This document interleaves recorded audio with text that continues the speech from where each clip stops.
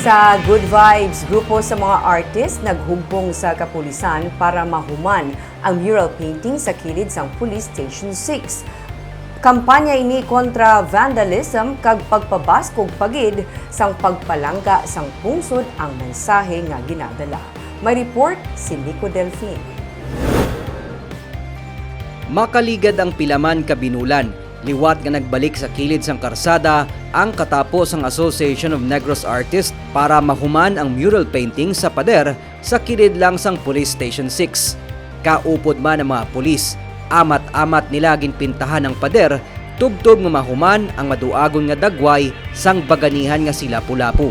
Suno kay Police Major Leo Estopa, nanging kaupod na nila mga artist sa kampanya kontra vandalism kag sa pagdumdum sa ika-83 nga charter anniversary sang Bacolod, ang pagpabasog naman sang paghigugma para sa pungsod ang ilaluyag tagaan atensyon. Yeah, so naman kita sang partnership naton in regards na sa mga local artists naton, hindi lang nga mapatahog naton kundi ma-promote naman ang talent sa aton nga artist diri sa Negros. Kag makabulig man kita, at least ma-discover man ang iban nga nagalantaw, iban na nagbulig man gani, nagalantaw di, nagbulig man sila ti. Pasalamat man kami. May mga nag-volunteer man kag may mga pulis man kita nga patigayon man sang share sang ilang talent. Para naman kay Joan Merides, mabuno sang ana, ugal para sa ilang makigbahin sa kampanya sang kapulisan, kag ang mapalapnag ang mga tinutuyo sini pinaagi sa ilang mga obra.